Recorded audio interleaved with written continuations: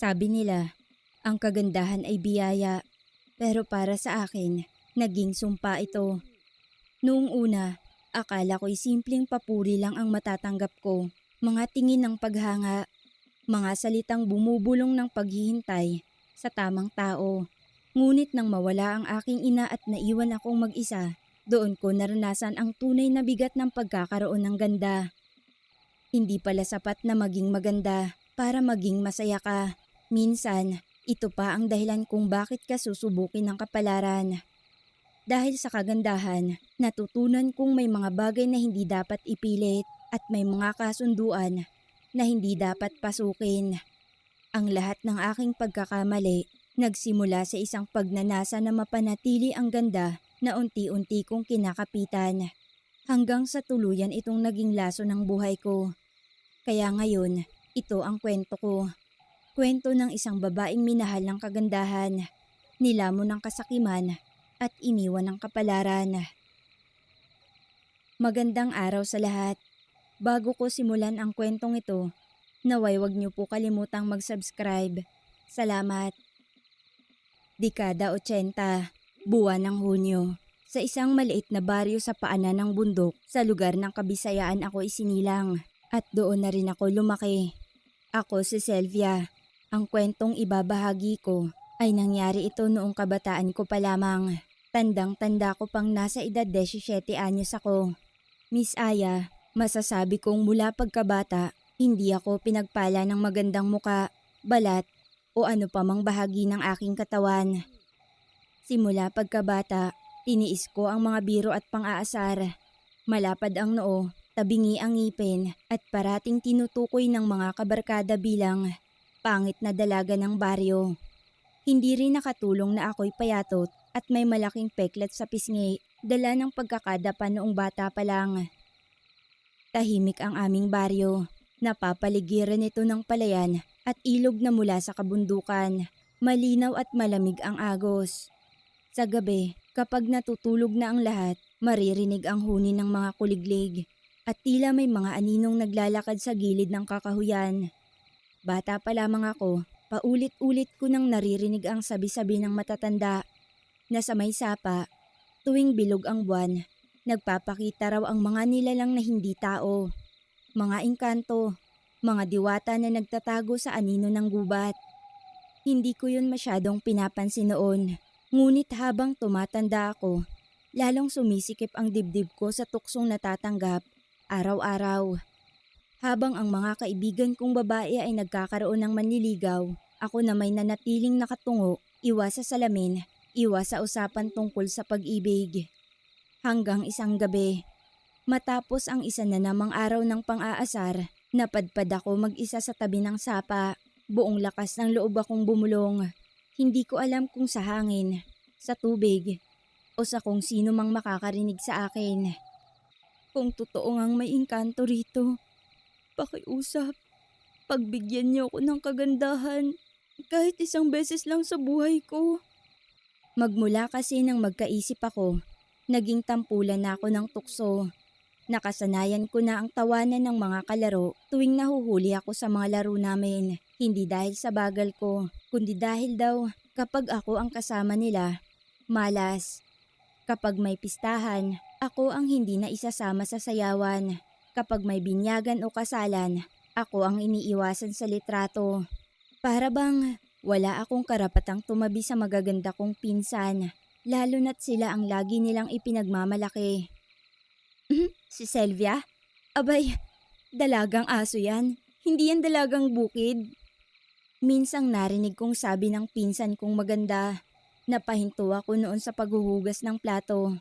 Pero hindi ko na magawang sumagot. Tinanggap ko na lang. Nilunok ko ang pait ng sinabi niyang yun. Ang totoo, masakit. Pero sinasanay ko ang sarili ko. Pinipilit kong maging abala sa bukid, sa pag-aalaga ng manok, at sa pagtulong sa nanay ko sa pananahi. Kahit papaano, doon ko nararamdaman na may silbi ako. Pero nang pumanaw ang inay ko ilang taon pa lang ang nakalipas, mula noon ay wala na akong kakampi. Ako na lang ang natira sa lumang bahay namin, kasama ang mga alagang hayop. Kaya naman pagdating sa pag-ibig at tunay na kaibigan, Pakiramdam ko'y wala ng lugar para sa akin. Kaya't ng gabing yun, matapos kong mapakinggan ang kantsawan ng mga kabataang nag-iinuman sa may tindahan, hindi ko na napigilan ang luha ko. Humakbang ako palayo, diretsyong naglakad sa may sapa. Napakatahimik ng paligid, bilog na bilog ang buwan sa kalangitan. Nakikita ko ng malinaw ang tubig at sumasalamin doon ang mukha kong matagal ko nang kinamumuhian. Pinagmasdan ko ang sarili ko sa tubig, ang mga matang malalaki pero lagi na lang pagod ang tingin. Ang ilong na hindi tuwid at ang mga ngipin kong hindi ko na kayang itago kahit anong ngiti at doon ko ibinuhos ang lahat ng sama ng loob ko. Kung may nakikinig man sa akin, pakiusap, ibigay niyo na sa akin ang kagandahang gusto ko. Hindi ko na kayang magtago pa. Kahit isang gabi lang, kahit isang pagkakataon lang, hindi ko na kayang pagtawanan pa. Nang matapos ang hiling ko, sumabay ang kakaibang ihip ng hangin. Para bang may dumaan sa gilid ko na hindi ko nakita at sa isang kisap mata, nagningning ang tubig ng sapa. Tila ba may sinag na galing sa ilalim, hindi mula sa buwan. Maya-maya pa'y may tinig akong narinig. Malamlam, ngunit malinaw. Handa ka bang bayaran ng kapalit ng kagandahan mo, Iha? Napatigil ako, nanindig ang balahibo ko at para bang hindi ko na kayang huminga. Hindi ko alam kung sasagutin ko ba o tatakbo ako palayo. Nanlalamig ang mga kamay ko habang nakatitig sa kumikislap na tubig ng sapa. Hindi ako nakagalaw, para bang napako ang mga paa ko sa lupa. Handa. Hindi basta-basta ang kagandahan, Sylvia. Muling wika ng tinig. Malambing ang tono, ngunit may bigat na parang tinatagos ang kaluluwa ko. Ito'y biyayang may kasamang kabayaran. Sigurado kang handa ka? Dagdag pa nito. Nilingon ko agad ang paligid. Walang tao, tanging ang mga puno ng kawayan ang humahampas sa hangin. Ngunit sa bawat hampas, tila ba may aninong dumaraan sa gilid ng mga mata ko. Mga aninong hindi ko maaninag ng buo. Anong kabayaran? Kahit ano, handa ako. Desperadang tanong ko. Natahimik saglit ang buong paligid. Maski huni ng kuliglig at ihip ng hangin ay biglang nawala. Ilang sandali pa bago lumitaw muli ang tinig. Pero ngayon, mas malapit, para bang nakadikit mismo sa tenga ko. Isang bagay na mahalaga rin sa'yo. Sapagkat sa mundong ito, walang kagandahan na walang katumbas na sakit o sakripisyo. Naramdaman ko ang malamig na dampi sa balikat ko. Bagaman wala namang kamay na nakapatong doon. Napahakbang ako paatras. Muntik pang madula sa basang damo sa gilid ng sapa. Ang gusto ko lang ay wag na nila akong pagtawanan. Ayoko nang maging pangit. Kahit isang beses lang. Sana naman maranasan kong maging maganda. Kahit ano gagawin ko. Pagkasabi ko nito, unti-unting kumalma ang tubig ng sapa. Ang kislap ay nag-ipon sa gitna hanggang sa mabuo ang isang hugis. Dahan-dahan, mula sa ilalim ng tubig, may anyong bumangon. Hindi babae, hindi rin tiyak kung lalaki, kundi isang nilalang na may kaakit-akit na mukha na hindi ko maipaliwanag. Ang kutis niya ay parang gatas na kumikintab. Ang buhok ay mahabang umaagos na tila alon ng gabi. At ang mga mata niya, mga matang kulay ginto, nakatitig ng diretso sa akin. Ako ang tagapangalaga ng kagandahang ipinagkakait sa mga katulad mong minamaliit. Ngumiti siya. At sa ngiting yun, pakiramdam ko'y kaya niyang gawing alikabok ang lahat ng sakit na dinadala ko. Ngunit kasunod nun, marahan siyang lumapit. Ang anyo niya'y bahagyang naglalaho at muling bumabalik para bang usok na nag-aanyong tao. Ipagkakaloob ko sa iyo ang kagandahan, Sylvia. Ngunit pag-isipan mong mabuti. Dahil sa bawat biyaya, may kapalit na hindi mo maaaring takasan. Doon, tumigil ang oras para sa akin. Parang nakalimutan kong huminga sa sandaling yon. Sa harap ko'y isang nilalang na hindi ko mawari kung tunay o guni-guni lang ng pagod na isipan ko. Ngunit malinaw sa akin ang kanyang presensya, nakakaakit. nakakaanyaya at nakakatakot. Isipin mo, Sylvia, sa isang iglap, titigil ang lahat ng pangungutya. Ang mga mata ng mga tao'y mapapako sa'yo, hindi dahil sa awa, kundi sa paghanga. Ang mga lalaking dati'y tumatawa ay maghahabol ng iyong tingin. At higit sa lahat, matitikman mo ang pakiramdam ng isang babaeng tunay na minamahal. Lahat ng pinangarap kong maramdaman, lahat ng kirot na ininda ko mula pagkabata hanggang sa pagtanda, parang unti-unting nagiging abo na lang sa harap ng kanyang mga salita. Nakita ko ang sarili kong larawan sa tubig, ang pangit na mukha kong matagal ng kinamumuhian, ang mga matang wala ng kislap, ang tabinging mga ngipin ko at sira, ang balat na laging pinupuna. Muli kong naalala ang lahat ng tuksong dinanas ko, ang mga gabing umiiyak ako ng palihim. At sa loob-loob ko, kumukulo ang isang matinding pagnanasa, isang uhaw na gusto kong masugpo. Paano? Mahina akong usal, halos mahulog ang boses ko sa bigat ng kagustuhan. Marahan siyang lumapit at ang mukha niyang nakangiti ay halos hindi ko matitigan ng diretso. Nakakasilaw ang taglay na kagandahan nito. Isang sagot lang, Sylvia. Sabihin mong nais mo at ibibigay ko. Ang kagandahan na higit pa sa lahat ng nakita sa inyong baryo. Isang kagandahan na hindi mo kailanman natikman maging sa panaginip mo. Parang binalot ako ng init na hindi galing sa paligid, kundi sa loob ko. Hindi ko alam kung tama ba o mali. Ang alam ko lang, matagal ko nang hinahanap ang sagot at ngayon ay nasa harapan ko na. Napapikit ako at sa pagitan ng kaba at pananabik, narinig ko ang sarili kong boses. Mahina ngunit buo. Oo, nais ko. At sa mismong sagot kong yun, biglang nagliyab ang liwanag sa paligid ng sapa. Ang mga kuligligay na tahimik, biglang huminto ang ihip ng hangin. Parang ang buong gabi ay nakatuon lang sa akin. Pagkasambit ko ng oo at nais ko, tumagos ang isang malamig na hangin sa katawan ko. Pero kasabay nun, isang init na parang umaapoy mula sa loob. Hindi ko alam kung matatakot ba ako o matutuwa. Ngunit ramdam ko na may nangyayari sa akin na hindi na kayang pigilan. Sa tubig ng sapa, nakita ko ang sarili kong unti-unting nagbabago. Ang aking balat na dati ay maputla at napakaraming peklat, biglang naging makinis. Kumikintab na tila porselana. Ang ilong ko na laging pinupuna, unti-unting tumutuwid. Parang hinulma ng isang eskultor. Ang ngipin kong tabingi at may bahid ng dilaw at sira-sira, isa-isa yung nag-ayos. Pumuti at kumintab. Naramdaman ko ang buhok kong laging magaspang. Ngayon ay umaagos ito pababa. Mahaba, makintab, at mabango na parang bagong linang na bulaklak na dumampi sa hangin. At ang mga mata ko, nakita kong nagkaroon ng kakaibang liwanag. Hindi na laging mapungay at pagod, kundi maliwanag, buhay at nakakaakit. Hindi ako makapaniwala. Napahawak ako sa mukha ko. Sa pisngi kong dati ay may peklat. Wala na, makinis na, malamlam at kaaya-ayang hawakan. Diyos ko, totoo ba to? Ito ba ako? Namamanghang bulong ko.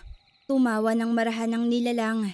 Nakatingin na sa akin na para bang siya'y nasisiyahan sa kinalabasan ng ginawa niya. Yan ang hiniling mo, hindi ba?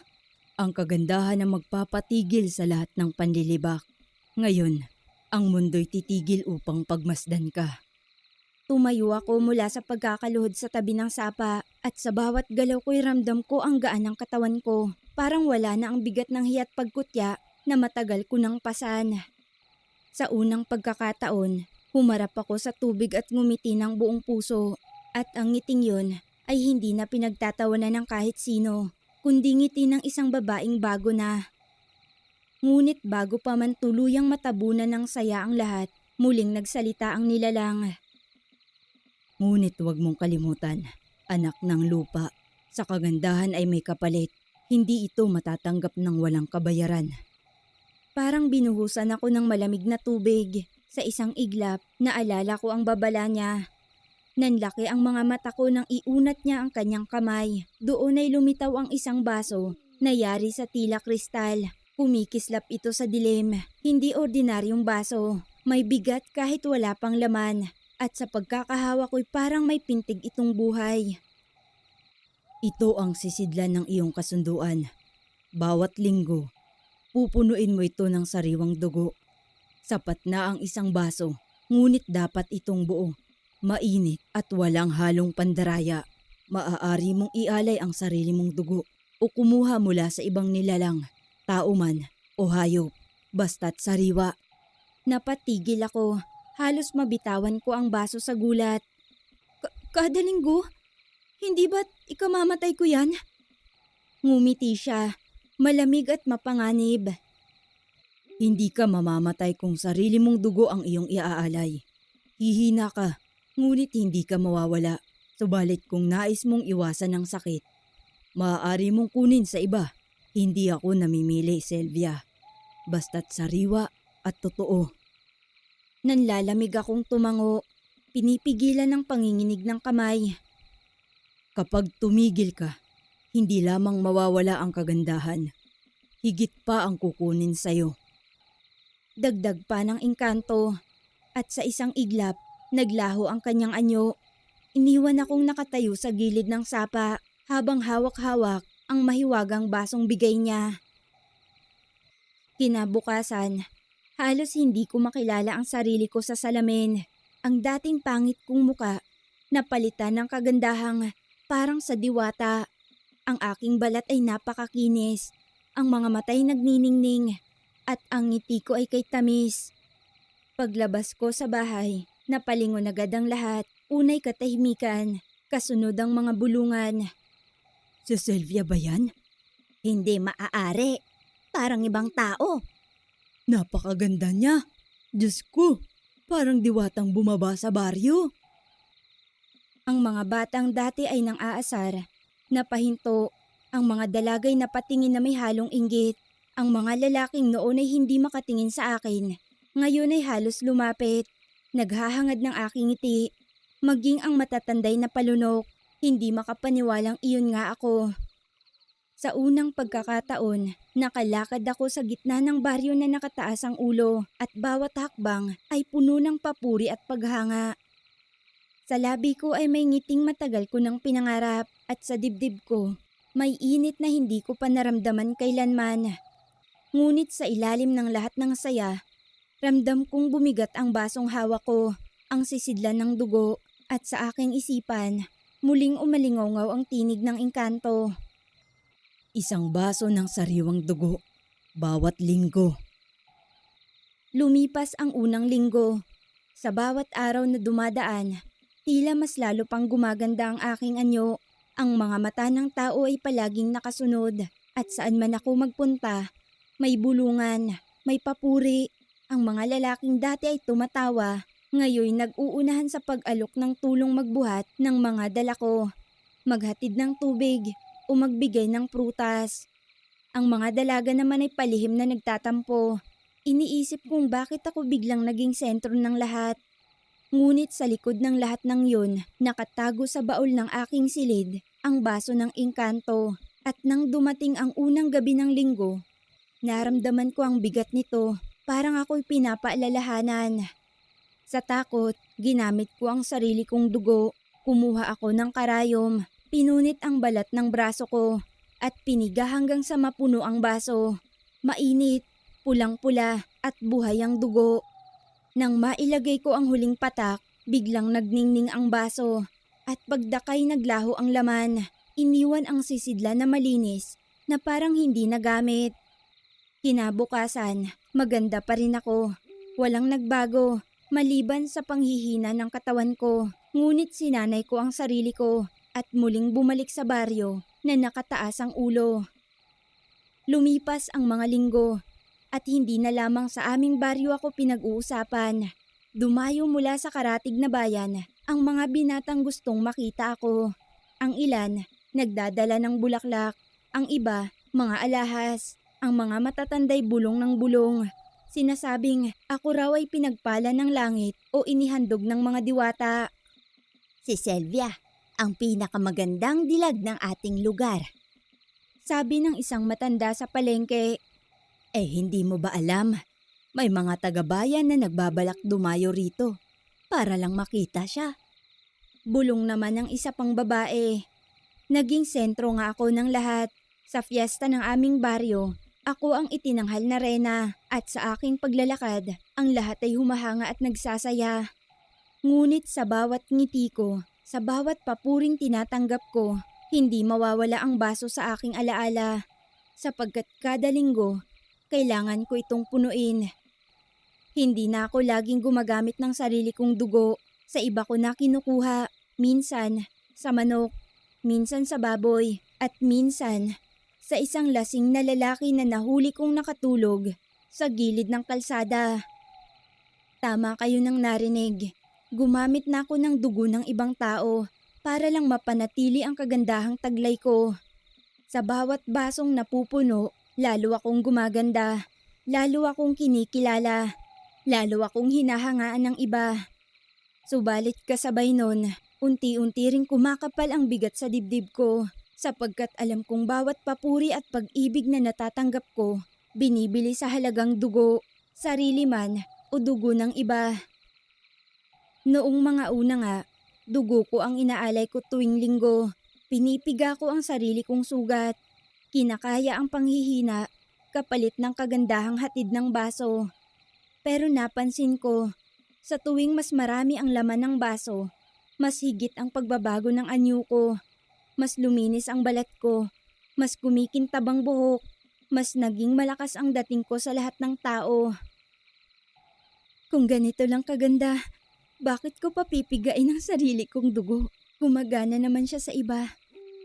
Bulong ko minsan habang hawak ang baso, kaya't sinubukan kong kumuha ng dugo ng manok. Pinugutan ko iyon at tinakbo papasok sa kwarto. Pinainom ang baso ng mainit-init na dugo. Pagkaraan ng ilang sandali, nawala ang mga pasa at sugat ko.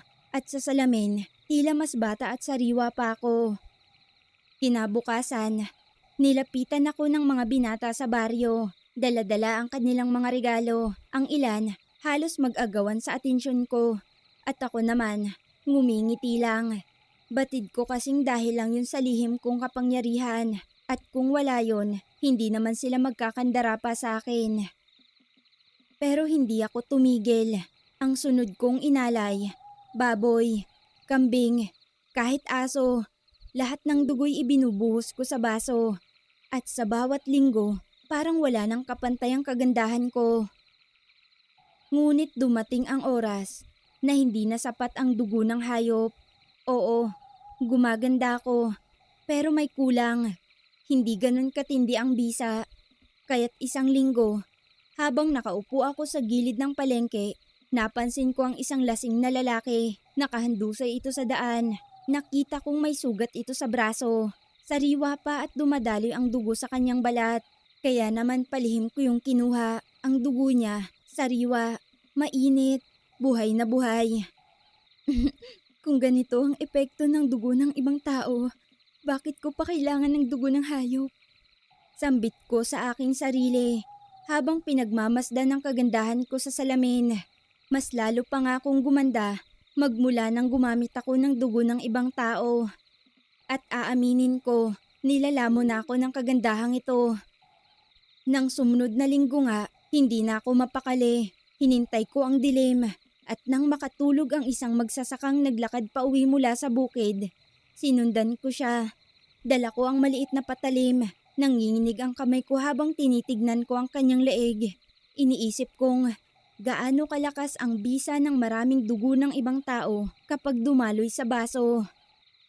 Sa unang pagkakataon nga, tinangay ako ng sarili kong kagustuhan. Ang kagandahang walang kapantay, kagandahang wala nang makakatalo. Doon nagsimula ang aking pagiging alipin ng ganda. Noong unay hayop lang ang kinukuha ko. Manok, baboy, minsan kambing nga. Dinadala ko ang dugo sa baso at agad-agad nagbabago ang aking anyo. Lalo akong hinahangaan ng mga taga-baryo. Ngunit hindi ako nakontento sapagkat alam kong higit na ganda pa ang naghihintay kong mas sariwa at mas mahalaga ang dugo. Kahit ako mismo, napapaiyak sa sobrang ganda ng aking anyo. Ngunit hindi pa natatapos ang 1 linggo, bumabalik agad ang dating anyo ko. Mas mabilis kaysa sa dati. Hindi, hindi sapat ang patak lang. Hindi sapat ang munting sugat. Buong dugo. Kailangang mapuno ang baso. Buong buhay. Yun ang kailangan para mapanatili ko ang ganda ko. Dito na ako nagsimulang mabaliw sapagkat nakikita kong muli akong bumabalik sa pagiging pangit. Lalo kong ninanais na wag na itong mawala.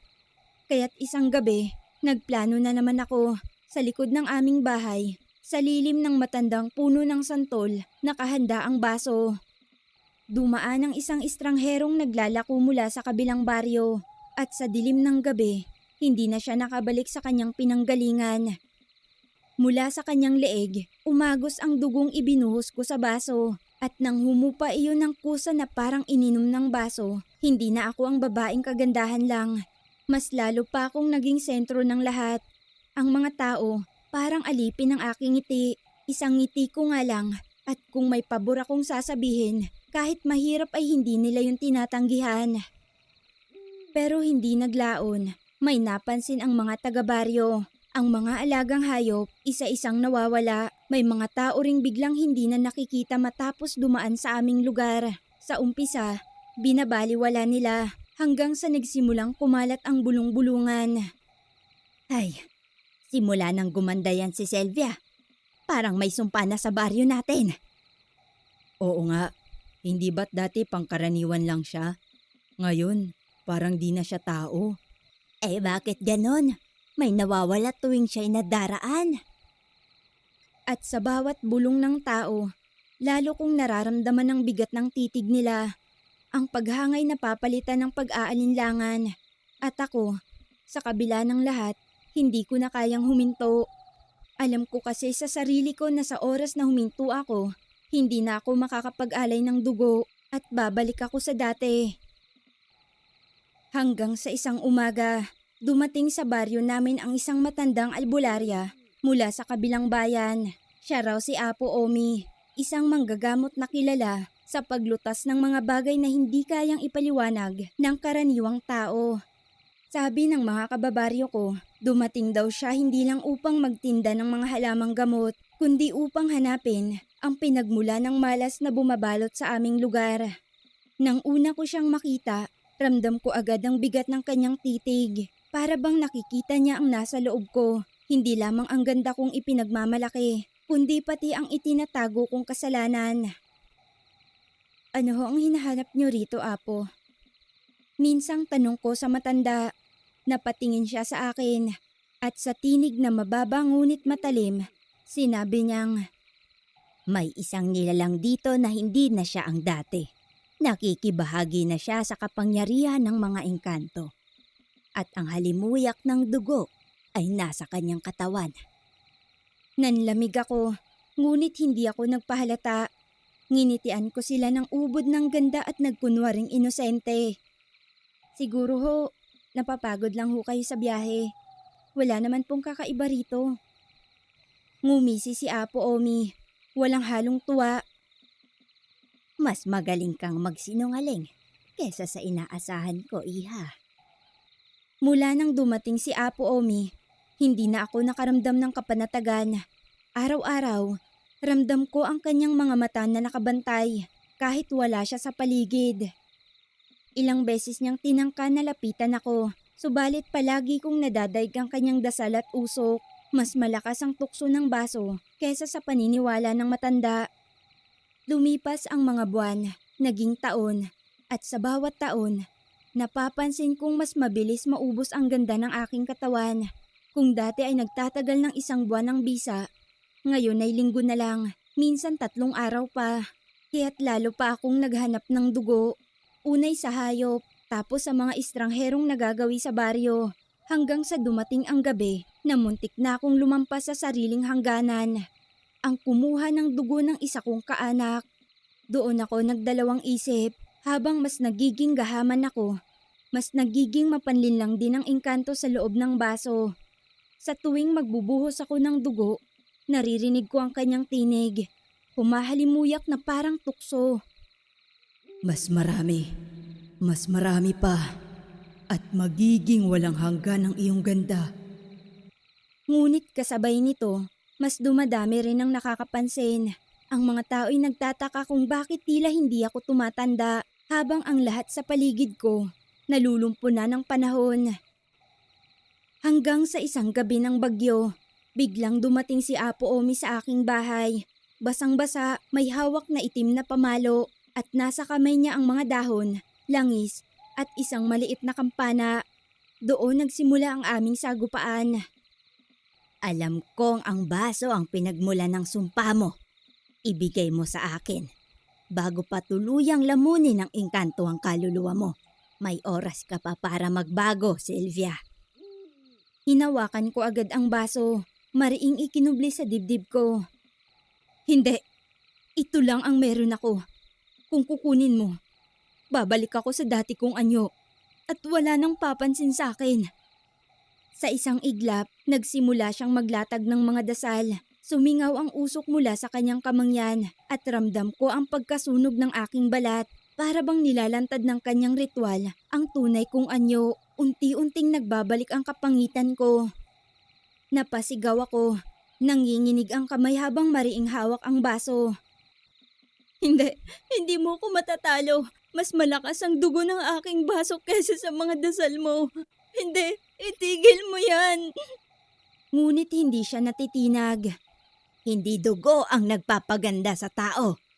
At hindi kapangyarihan ng engkanto ang magliligtas sa iyo. Kung ipagpapatuloy mo to, ikaw mismo ang magiging halimaw. Doon, mas naging matindi pa ang labanan namin. Hindi ng sandata, kundi ng kaluluwa. Hindi na siya nag-aksaya pa ng salita. Sinimulan agad ang kanyang mas matinding orasyon. Kasabay nun ang pag-alulong ng hangin sa labas. Napasigaw ako. Nailapag ko saglit ang baso nang maramdaman kong uminit ito sa palad ko. Ngunit sa pagkakataong yun, biglang kumidlat at tinamaan ang puno ng santol sa tabi ng likod ng bahay. Nahulog ang baso mula sa pinagkakapatungan nito. Tinangka ko pa nga iyong saluhin, pero bago ko pa man maabot, narinig ko na ang basag nitong tunog na umalingaw-ngaw sa dilim. Parang may sumabog sa aking dibdib. Nawala ang lahat ng lakas ko, kasabay ng pag-alis ng tinig ng engkanto na kanina pa umaalingaw-ngaw sa aking pandinig. Ang ganda ko na aking pinagmamalaki, tuluyang nawala sa isang iglap. Sa salamin, nakita ko ang isang anyong hindi lamang ang aking dating itsura, kundi mas matanda, mas lupang-lupa. Tila ba siningil ng panahon ang lahat ng taon na ninakaw ko. Tahimik na lumapit si Apo Romy at saka marahang bumulong. Wala na ang baso, wala na ang engkanto. Ngunit wag mong isipin na ito ay katapusan. Maaari kang magsimula muli, Sylvia, kung tatanggapin mo ang sarili mong anyo.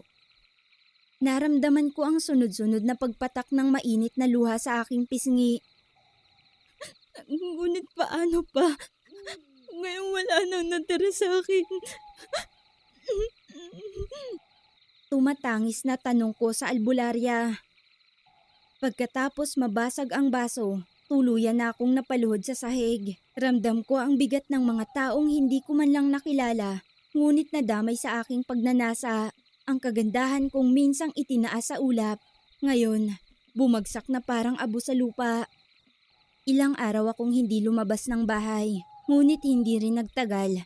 Kumalat ang balita sa buong baryo na ang babaeng pinagmamasdan nila noon dahil sa di mapantayang ganda, ngayon mistulang matandang unti-unting nilalamon ng panahon. Hindi ko maitago ang hiya, ngunit wala na akong pagpipilian. Araw-araw ay dumaraan ang mga tao sa bahay. Minsan, pasulyap lang. Minsan may bulong at tawa, pero kadalasan may halong awa sa kanilang mga mata. Si Apo Omi ang nagligtas sa akin mula sa patuloy na paglubog. Siya din ang nagsabi sa mga tao ng buong katotohanan. Hindi upang ilantad ako, kundi upang maging aral sa lahat na may mga bagay na hindi dapat pinapakialaman, lalo na kung ang kapalit ay kaluluwa at katauhan. Hindi ko na nga kinaya ang mga bulungan sa baryo namin, lalo na ang mga matang nakatitig sa akin na puno ng awa, paninisi at panlilibak. Kahit pa sinabi ni Apo Romy na magsilbing aral sa akin ang sinapit, alam kong wala na akong lugar sa baryo. Kaya isang gabi, iniwan ko ang aming tahanan. Tahimik akong lumakad, walang dala kundi ang aking katawan at ang bigat na pagkakamaling hindi ko na mababawi. Nagtagal akong palipat-lipat sa bundok, sa malalayong baryo. Minsan ay natutulog sa ilalim ng punong kahoy. Minsan, sa mga sira-sirang kubo. Tila ba ako'y isang aninong wala ng tahanan. Palaging nagtatago sa mga mata ng tao. At sa bawat lugar na pinupuntahan ko, pilit kong tinatabunan ang aking nakaraan. Ngunit walang nakapagtatagal, sapagkat sa aking muka at sa aking mga mata, makikita ng kahit sino ang bakas ng isang kasalanang hindi malilimutan. Wala akong naiwang pamilya, wala akong iniwang pangalan. Ako lamang ang nagdadala ng sarili kong sumpa. Pero sa paglipas ng panahon, natutunan ko ring tanggapin ang sarili ko. Hindi man maibabalik ang ganda at dangal na minsan kong pinanghawakan, natutunan kong mamuhay ng simple at payapa. Hindi na ako nagkubli tulad ng dati. Sa halip, pinili kong tahimik na manirahan sa isang baryong malayo sa aking pinagmulan. Dito ako nagtanim, nag-alaga ng hayop at namuhay na walang inaasahan kundi ang bawat araw na dumarating. Habang tumatanda ako, unti-unti kong natutunan na hindi kagandahan ang tunay na kayamanan ng tao, kundi ang marangal na pamumuhay at ang kakayahang mahalin at tanggapin ang sarili. At dumating nga ang panahon na nakayanan ko na ring ibahagi ang aking karanasan dito sa channel mo, Miss Aya. Hindi bilang isang alamat na nakakatakot, kundi bilang isang buhay na aral na ang tunay na ganda ay hindi kailanman nakukuha sa kapalit ng dugo ni ng anumang kasunduan sa mga nilalang na hindi tao, kundi sa kabutihan ng puso at pagtanggap sa sarili ng buo. Hanggang dito na lang. Maraming salamat.